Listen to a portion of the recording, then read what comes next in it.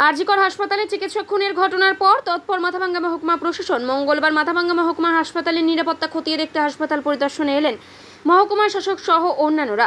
এদিন মহকুমা শাসক নবনীত মিত্তাল ছাড়া উপস্থিত ছিলেন রোগী কল্যাণ সমিতির চেয়ারম্যান বিনয় কৃষ্ণ বর্মন, পৌরসভার চেয়ারম্যান লক্ষ্যপতি প্রামাণিক সহ অন্যান্যরা। হাসপাতালের নিরাপত্তা ব্যবস্থা সহ বিভিন্ন বিষয় নিয়ে খতিয়ে দেখতে এদিনের এই পরিদর্শন বলে জানা গেছে। তো চেয়ারম্যান সাহেব বলে দিয়েছেন কী বিষয়টা হয়েছে। আমরা এখন ফোকাস আছে কি বাইরে যে জ্যাম হচ্ছে ওটাকে আমরা সিস্টেমাইজ করে দেবো। এন্ট্রি এক থাকবে, এক্সিট আলাদা থাকবে, এটাকে ওয়ান ওয়ে করে দেবো। তো চেষ্টা আশা করছি কি ওটা দিয়ে ভালো করে এখানে সিস্টেম হয়ে যাবে। আর একটা জিনিস আর যে বেড সংখ্যা যে আছে ওটা সুপার সাহেব বললেন কি ওটাও ইনক্রিজ হবে। তো যে আপনি আগে জিজ্ঞেস করলেন কি বাইরে থাকছে আর পরিষেবা পাচ্ছে না, ওটাও কিছু আর বাড়বে আর শেষ হয়ে যাবে। আমরা চেষ্টা করছি যে চেয়ারম্যান সাহেব বলেছেন কি যত আমাদের ক্যাপাসিটি আছে ওর থেকে বেশি আমরা পরিষেবা দিচ্ছি আর ওটাই চেষ্টা করবো আমরা।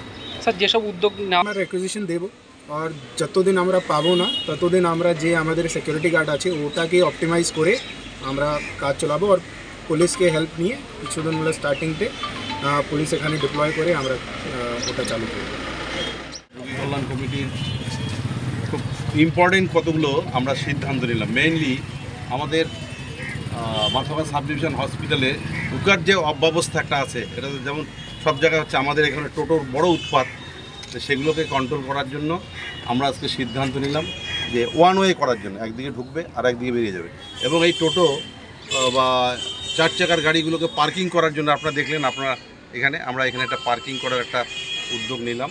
সেই সঙ্গে সঙ্গে আরেকটা ইম্পর্টেন্ট ব্যাপার, সেটা হচ্ছে রুগীদের ওখানে যাতে রুগীর আত্মীয় স্বজন গ্যাঞ্জাম না করে হসপিটালে, আমরা এটাকে একটু কঠোরভাবে একটা সিদ্ধান্ত নেওয়ার চেষ্টা করছি। এবং কিছু আমাদের টেকনিক্যাল কিছু প্রবলেম আছে, সেই প্রবলেমগুলো যেমন ল্যাবে একই রাস্তা দিয়ে ঢুকছে, ল্যাবটা যাতে আমরা অন্যদিকে যারা রক্ত পরীক্ষা বা বিভিন্ন ধরনের পরীক্ষা করবে অন্যদিকে যাতে আমরা ঢোকানোর একটা গেট করতে পারি, সেই উদ্যোগগুলো আমরা নিলাম। আপনারা দেখলেন, আপনাদের সামনেই এগুলো নিলাম।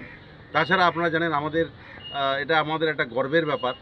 আগে যেখানে আমাদের সাব ডিভিশন হসপিটালে 12 ধরনের রক্ত পরীক্ষা হতো, এখন কিন্তু সেটাকে আমরা বাড়াতে 60-এর পর্যায়ে নিয়ে আসতে, এবং আগামী দিনে আমাদের ফান্ড যদি বেশি হয় আমরা আরও পরিষেবা দেওয়ার আমরা চেষ্টা করব। এবং এই মুহূর্তে আমরা আজকে একটা পরিসংখ্যান আমাদের সুপার সাহেব দিয়ে দিলেন, যে পরিসংখ্যানে আমরা দেখতে পেলাম যে যতগুলো আমাদের কুচবিহারের হসপিটাল আছে, এমনকি আমাদের কুচবিহার যে মেডিকেল কলেজ তার থেকেও এখানে ডেলিভারি পেশেন্ট আমাদের এখানে বেশি হচ্ছে। এই পরিসংখ্যানগুলো আমরা দিলাম। তো এগুলো হচ্ছে আমরা আমাদের সরকারের প্রেরণায় আমরা মাথাভাঙ্গাবাসীকে পরিষেবা দেওয়ার জন্য আমরা সবসময় তৎপর। এবং আমাদের স্টাফ বা এসডিও সাহেবও আজকে আমাদের সামনে থেকে অনেকগুলো, জানেন তো পুলিশ এবং আমাদের প্রশাসন, এসডিও সাহেবের সহযোগিতা ছাড়া তো এইসব আমরা ডেভেলপ করতে পারবো না।